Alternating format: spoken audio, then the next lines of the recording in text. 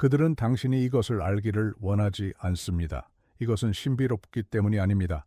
대신 그것은 당황스러울 정도로 간단합니다. 현대의 관세는 경제적 도구가 아닙니다. 그것은 통제 도구입니다. 그것이 어떻게 작동하는지 마침내 알게 되면 당신은 한 가지 패턴을 알아차리기 시작합니다. 이 패턴은 한 번 알게 되면 잊기 어렵습니다. 정부는 왜 수십 년 동안 규칙 기반 무역을 구축했을까요? 왜 한국과 미국의 무역협정 같은 합의에 서명했을까요? 그것은 안정을 신성한 원칙으로 판매합니다.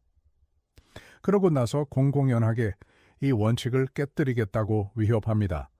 대통령은 왜 한 가지 거래를 3,500억 달러에 묶었을까요?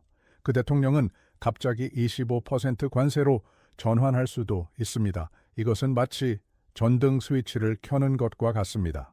핵심은 결코 거래 자체가 아니었습니다. 핵심은 협상력에 있었습니다. 이 협상력은 약속이 구속력이 있다고 믿을 때만 작동합니다.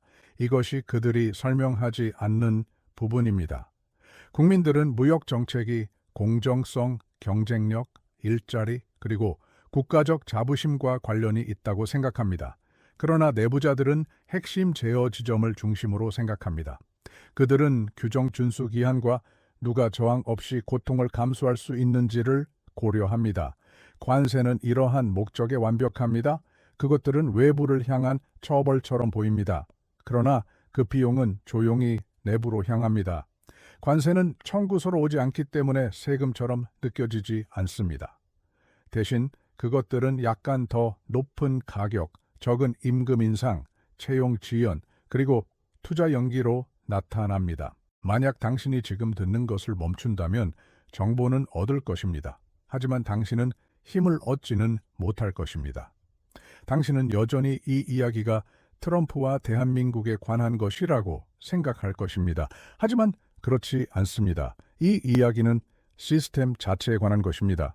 이 시스템은 25% 관세를 정치적으로 이득이 되게 만듭니다. 또한 법적으로도 존속 가능하게 하며 매번 재정적으로 착취적입니다. 대부분의 사람들은 무역협정이 성인 간의 계약과 같다고 믿도록 교육받습니다. 사람들은 두 나라가 관세를 낮추기로 합의하면 그 관세가 계속 낮게 유지된다고 배웁니다. 이것은 심각한 일이 발생하지 않는 한 사실로 남아 있습니다. 그러한 사건에는 전쟁이나 입증된 위반이 포함될 수 있습니다. 그들은 동맹국들이 서로에게 기습 경제를 가하지 않는다고 배웁니다. 더욱이 그들은 만약 한 가지 합의가 7월에 발표되고 10월에 재확인된다면 그것이 특정한 조건을 포함한다고 배웁니다. 예를 들어 그것은 관세를 25%에서 15%로 줄이는 것을 포함할 수 있습니다. 이러한 조건은 일시적인 호의가 아니라 기본 현실로 제시됩니다. 하지만 실제 시스템은 대중의 안정성 개념에 따라 작동하지 않습니다. 그것은 선택관에 따라 작동합니다. 그것은 혼란을 위협하고 나서 안도를 판매하는 능력에 의존합니다. 이것이 당신에게 제공되는 이야기가 항상 깨끗하고 도덕적인 이유입니다. 그것은 항상 특정한 방식으로 구성됩니다. 예를 들어 이야기는 대한민국이 약속을 지키지 않고 있다라고 주장합니다. 다른 이야기는 입법부가 조치를 승인하지 않았다고 말합니다. 때로는 그 문제가 상호 공정성에 관한 것이라고 말합니다. 그러한 구성이 얼마나 편리한지 주목하십시오. 그것은 정책 무기를 징계도구로 바꿉니다. 그것은 협상된 일정을 도덕적 실패로 만듭니다. 그것은 주권적인 입법 과정을 충성 위반으로 만듭니다. 사용되는 언어조차도 조작되었습니다. 거래, 기본 틀, 약속, 그리고 지키지 못함과 같은 단어들이 흔합니다. 이것은 법정 용어입니다. 그러나 그 장소는 법정이 아닙니다. 그것은 대중의 마음입니다. 대중의 마음은 한 가지 핵심 가정을 받아들이도록 조건화되었습니다. 이 가정은 국제무역이 전문가들에 의해 관리되는 규칙 기반 시스템이라는 것입니다. 현실에서는 인센티브에 의해 관리되는 권력 기반 시스템입니다. 규칙은 평범한 사람들의 기대를 안정화합니다. 예외는 실제로 돈을 움직이는 사람들에게 권한을 부여합니다. 예를 들어 한국과 미국의 무역협정은 자유무역협정으로 판매됩니다. 그것은 2012년에 발효되었을 때 사실상 모든 관세를 없앴다고 합니다. 그것이 공식적인 이야기이며 그것이 적용되는 한 사실입니다. 하지만 공식적인 이야기가 빠뜨리는 점은 중요합니다. 미국은 여러 법적 허점을 만들어 두었습니다. 이것들은 정치적으로 유용할 때마다 자유무역을 무시할 수 있습니다. 예시로는 232조와 301조에 따른 조치들이 있습니다. 또한 국제비상경제권한법에 근거한 조치들도 포함됩니다. 이것들은 종종 당신은 이 조치들을 집행이라고 부를 수 있습니다. 당신은 이 조치들을 국가안보라고 부를 수 있습니다. 당신은 또한 이것들을 상호주의라고 부를 수 있습니다. 그 효과는 동일합니다. 관세는 행정부가 전환할 수 있는 스위치가 됩니다. 다른 모든 사람들은 그 스위치가 존재해야 하는지 여부에 대해 논쟁합니다. 이것을 내면화하면 배신 서사는 형태를 바꿉니다. 핵심은 약속이 깨졌는지 여부가 아닙니다. 핵심은 그 약속이 항상 조건부였다는 것입니다. 그것은 국내 정치에 따라 조건적이었습니다. 그것은 기관의 편의에 따라 조건적이었습니다. 그것은 변동성으로 이득을 얻는 부문의 압력에 따라 조건적이었습니다. 마지막으로 그것은 혼란이 수익화될 수 있다는 단순한 사실에 따라 조건적이었습니다. 관세는 단순히 벌칙이 아닙니다. 그것은 가격표가 붙은 협상 카드입니다. 카드가 움직일 때마다 누군가는 항상 돈을 받는 방법을 찾습니다. 이제 그들이 아무렇지도 않게 언급하는 숫자들을 고려해 보십시오. 이 숫자들은 종종 의도를 드러냅니다. 우리는 한 가지 합의에 따라 관세가 25%에서 15%로 인하되었다는 이야기를 듣습니다. 이 합의에는 대한민국이 미국에 3,500억 달러를 투자하겠다는 약속이 포함되어 있었습니다. 우리는 또한 관세가 다시 25%로 인상되고 있다는 이야기를 듣습니다. 이것은 대한민국 입법부가 그 이행을 승인하지 않았기 때문입니다. 거의 덧붙이는 말처럼 대법원이 곧 판결을 내릴 예정이라는 소식이 전해집니다. 이 판결은 국제비상경제권한법에 따라 부과된 국가별 관세의 적법성에 관한 것입니다. 법원이 한 가지 경로를 차단하더라도 백악관은 다른 권한들을 준비하고 있습니다. 이러한 상황은 단순히 정책 분쟁이 아닙니다. 그것은 협상력의 연속성을 위해 설계된 거버넌스 구조입니다. 한 가지 법적 채널이 막히면 그들은 다른 채널을 통해 압력을 재조정합니다. 이것이 그들이 설명하지 않는 부분입니다. 관세의 작동 방식은 매우 간단합니다. 25% 관세는 국경에서 징수됩니다. 하지만 그것은 외국 정부가 아닌 미국 수입업자들에 의해 지불됩니다. 그 수입업자는 비용을 공급망을 통해 전가합니다. 이 비용은 결국 기업과 소비자에게 돌아갑니다. 때로는 그것들이 느린 임금 성장을 통해 노동자들에게 영향을 미치기도 합니다. 이것은 논란의 관세 비판론자들조차 수년 동안 이 점을 말해왔습니다. 이것을 관찰하는 한 가지 분명한 방법은 관세 수입에서 찾을 수 있습니다. 징수된 관세는 2019년에 710억 달러에 달했습니다. 이는 2017년에 330억 달러와 비교됩니다. 본격적인 관세 파도는 2017년 이후에 닥쳤습니다. 그 차액은 하늘에서 떨어진 것이 아닙니다. 그것은 민간 대차 대조표에서 연방 수입으로 이동했습니다. 현대적인 기재는 그 이후로 더욱 확장되었습니다. USA 팩트는 2024 회계연도에 770억 달러의 관세 수입을 보고합니다. 그것은 또한 2022 회계연도에 1,082억 달러의 최고치를 기록했다고 언급합니다. 이것이 조용한 부분입니다. 관세는 세금이라는 단어를 사용하지 않고도 수입을 올릴 수 있기 때문에 정치적으로 유용합니다. 그것들은 또한 특정 상품 범주를 목표로 삼을 수 있습니다. 이것은 경제 내부의 승자와 패자를 만듭니다. 동시에 싸움이 경제 외부에 있는 척합니다. 이제 그들이 피하는 충격적인 계산을 고려해 보십시오. 대한민국에 약속된 투자는 3,500억 달러입니다. 만약 분쟁이 25% 관세로 확대된다면 스스로에게 한 가지 질문을 해보십시오. 관세는 압력 도구로서 실제로 얼마나 가치가 있을까요? 만약 1천억 달러의 수입품에 25%의 관세가 효과적으로 부과된다면 그것은 공급망 어딘가에서 250억 달러의 관세 비용이 발생할 것입니다. 관련 무역 수치는 양국 간 상품 무역 2천억 달러 범위에 더 가깝습니다. 이 범위는 의회 조사국 자료에서 언급됩니다. 따라서 당신은 관세 압력을 보고 있습니다. 이 압력은 서명과 마감일만으로 수백억 달러 규모로 커질 수 있습니다. 이것이 협상력이 핵심임을 이미 아는 사람들이 관세를 협상 도구라고 부르는 이유입니다. 당신은 또한 거래소사가 왜 그렇게 매력적인지 알 수 있습니다. 한 가지 설명에서는 대한민국이 3,500억 달러를 투자합니다. 미국은 관세를 15%로 낮춥니다. 그러면 모두가 이득을 얻습니다. 하지만 실제 시스템에서 그 3,500억 달러는 선물이 아닙니다. 그것은 자본 흐름을 재조정한 것입니다. 그것은 한국 자본을 미국이 선호하는 부문으로 이동시키라는 초대입니다. 이 부문들에는 반도체, 조선, 그리고 바이오 기술이 포함됩니다.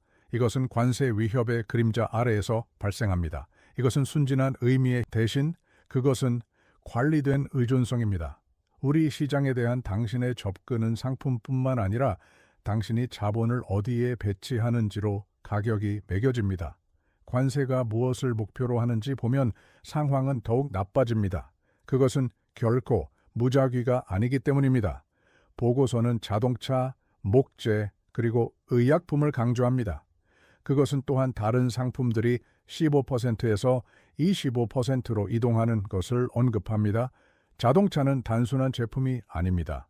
그것들은 또한 고용, 지역정치, 노동조합 역학, 금융시장, 그리고 광고 생태계를 대표합니다. 의약품은 단순한 약이 아닙니다. 그것들은 또한 로비 제국, 특허 구조, 그리고 가격 시스템입니다. 목재는 주택에 영향을 미치고 주택은 모든 것에 영향을 미칩니다. 이러한 범주를 선택할 때 당신은 국내 생활 전반에 파급되는 압력 지점을 선택하는 것입니다. 하지만 대중은 압력이 대한민국에 가해지고 있다고 듣습니다. 그것이 심리적인 속임수입니다. 이제 법적 기반을 살펴보십시오. 의회 조사국 보고서는 국가 안보와 관련된 232조가 어떻게 철강의 25% 관세를 적용하는 데 사용되었고 나중에 인상되었는지 설명합니다. 그것은 또한 자동차 관세가 이전 조사에 기반하여 어떻게 정당화되었는지 설명합니다. 더욱이 그것은 국제 비상경제권한법이 2025년 4월에 어떻게 사용되었는지 상세히 설명합니다. 이것은 무역 적자와 관련된 국가 비상사태 선언을 포함했습니다. 이것은 기본 10% 관세를 초래했습니다. 또한 대한민국에 대한 25%와 같은 파트너별 요율도 포함했습니다. 이것은 이후 1년의 조치에서 8월 7일 기준으로 15%로 설정되었습니다. 이것은 단순한 관세 정책 이상을 보여줍니다. 그것은 무역 적자를 비상사태의 근거로 바꾸는 전략을 드러냅니다. 그것은 또한 비상사태를 행정재량으로 전환시킵니다. 이제 배신 이야기는 메커니즘 이야기가 됩니다. 로이터는 트럼프의 최고 무역 협상가 제이미슨 그리어 제미슨 큐리어 사트가 미국이 관세율을 인하했다고 보도했습니다. 그것은 25%에서 15%로 내려갔습니다. 이것은 3,500억 달러의 약속과 다른 양보에 대한 대가였습니다. 그리어는 서울이 투자를 위한 법안을 통과시키지 못했다고 불평했습니다. 그는 또한 다른 부문과 디지털 서비스 문제들을 지적했습니다. 이후 트럼프는 한 발 물러서는 신호를 보내며 합의점을 찾을 것임을 시사했습니다. 이것은 불일치가 아닙니다. 대신 그것은 압력 조절입니다. 그것은 위협, 확대, 모호성, 후퇴, 그리고 재협상을 포함합니다. 이것은 외교가 아닙니다. 이것은 가격 발견입니다. 여기에 또 다른 충격적인 수치 비교가 있습니다. 대한민국과의 미국 상품 무역 적자는 2024년에 660억 달러였습니다. 이것은 미국 무역대표부에 따른 것입니다. 그 숫자는 서사의 연료가 됩니다. 이제 그것을 논의 중인 3,500억 달러 투자 약속과 비교해 보십시오. 그 약속은 연간 적자 수치의 5배 이상입니다. 그렇다면 실제 거래는 무엇일까요? 만약 적자가 정당성이라면 왜 요구되는 해결책은 적자를 압도하는 투자 흐름일까요? 이것은 적자가 당신이 대중에게 들려주는 이야기이기 때문입니다. 투자가 진정한 보상입니다. 이것은 자본이 어디로 향하는지 통제합니다.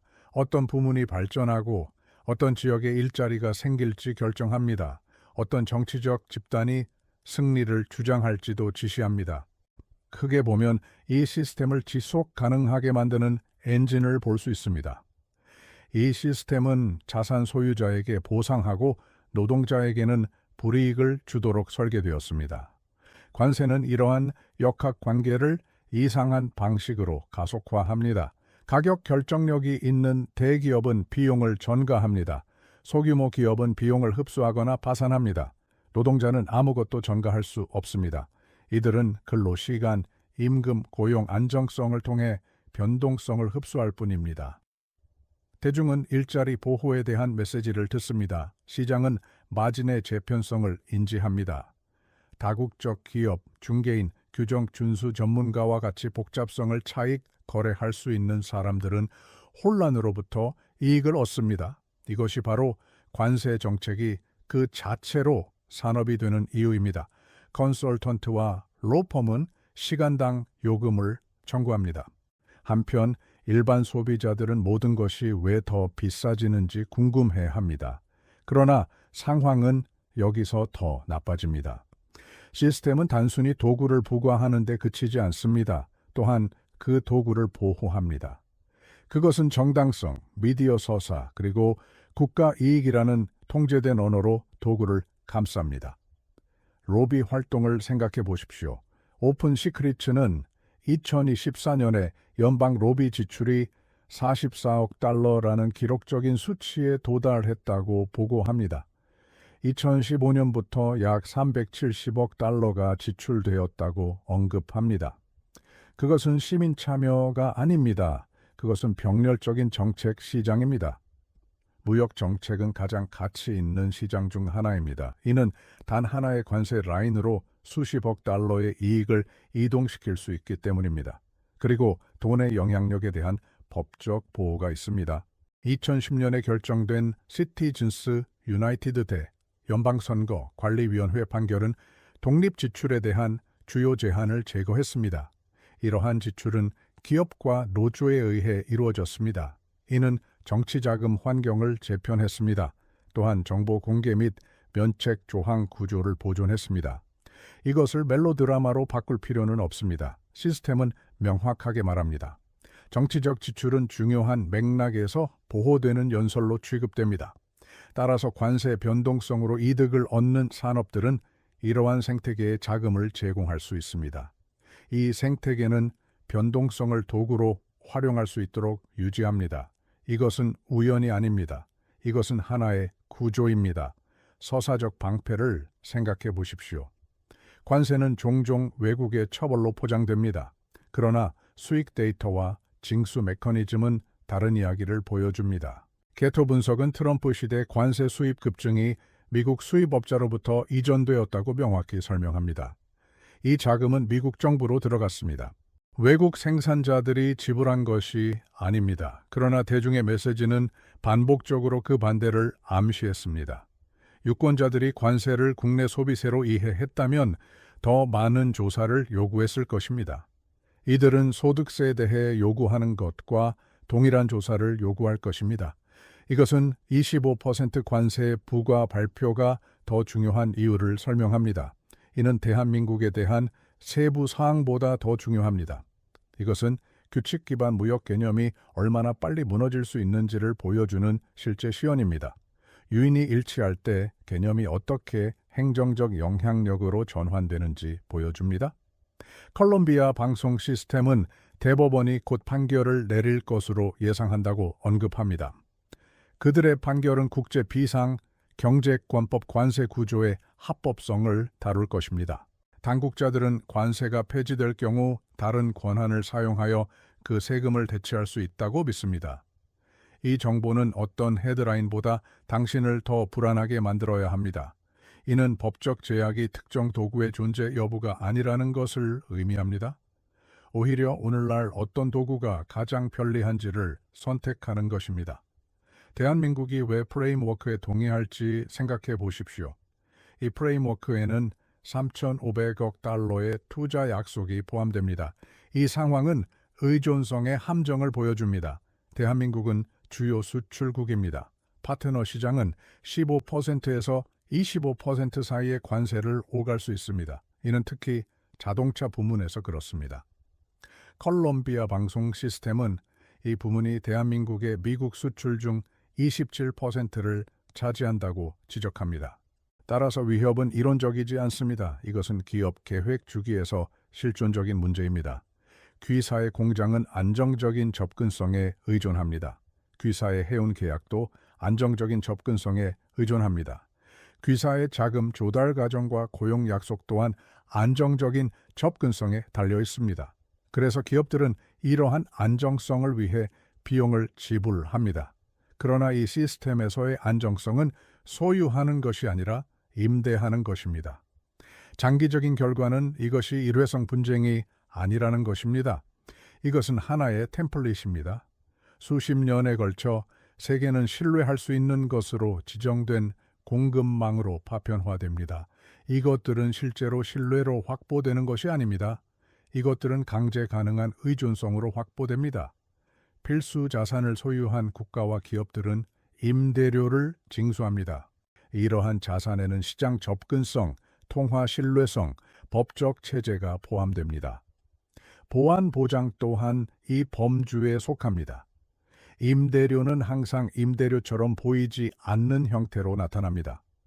부문별 예외 조항과 관세 면제도 동일한 목적을 수행합니다. 부후는 복리로 늘어나고 승자들은 계속 승리합니다.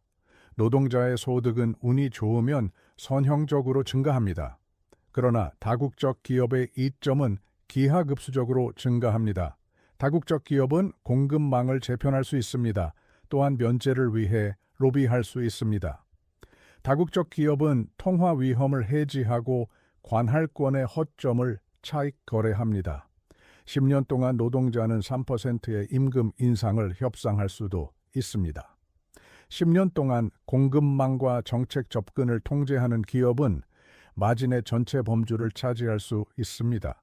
50년이 지나면 이러한 이점은 왕조적인 것이 됩니다. 100년이 지나면 이것은 구조적인 것이 됩니다. 사람들은 이를 세상이 작동하는 방식에 대한 공통된 이해라고 부릅니다. 이는 언제 그렇게 결정되었는지 기억하지 못하기 때문입니다. 이것이 바로 위대한 깨달음입니다. 인지된 배신은 스캔들이 아닙니다. 오히려 배신은 이 시스템의 정상적인 운영 절차입니다. 이 시스템은 원활하게 작동하기 위해 대중의 무지를 필요로 합니다. 대중은 합의가 안정적이라고 믿어야 합니다. 이는 안정성이 소비를 평온하게 유지하기 때문입니다. 그러나 내부자들은 불안정성을 선택사항으로 유지해야 합니다. 불안정성은 영향력을 만듭니다. 영향력은 수익화 가능한 결과를 만듭니다. 이것은 7월에 역사적이라고 여겨진 합의가 10월에 재확인될 수 있는 이유를 설명합니다. 그리고 1월에 위협받는 이유이기도 합니다. 로이터 통신은 25%의 관세 인상에서 하루 만에 뒤바뀌는 상황을 보도할 수 있습니다. 그리고 관계자들이 해결책을 찾을 것이라고 말한 것을 보도할 수 있습니다. 시장은 교훈을 배우고 있습니다. 준수는 한 번의 서명이 아니라 지속적인 것입니다. 이 정보를 가지고 무엇을 할 수 있습니까? 이것을 값싼 냉소주의로 바꾸지 마십시오. 관중처럼 생각하는 것을 멈추십시오. 유인을 이해하는 사람처럼 생각하기 시작하십시오. 정책을 투자 가능한 힘으로 대하십시오. 이 힘은 가격, 일자리, 그리고 영향력을 움직입니다. 어떤 산업이 관세의 조중형 아래에 있는지 주목하십시오. 마감일이 다가올 때 어떤 산업이 가장 열심히 로비하는지 주목하십시오. 법적 권한을 추적하십시오. 여기에는 232조와 국제비상 경제권법이 포함됩니다. 여기에 재량권이 숨어 있습니다. 뉴스 주기보다 긴 시간 지평으로 생각하십시오. 이 기계는 짧은 집중 시간을 먹고 삽니다. 당신을 평화롭게 유지하도록 설계된 세상에서 깨어 있고 싶다면 구독하십시오. 다음 비디오는 시스템에 훨씬 더 위험합니다. 이것은 터무니없기 때문이 아닙니다. 그것은 구체성이 바로 권력이 두려워하는 것입니다. 스크립트의 톤에 맞는 시각적 전환을 원한다면 직접 사용할 수 있는 몇 가지 자료가 있습니다. 로이터 통신의 평택항 수출용 기아 차량 배치 사진을 사용하십시오. 컨테이너선과 무역 물류 이미지를 사용하십시오. 현대 미국 제조 시각 자료도 사용할 수 있습니다.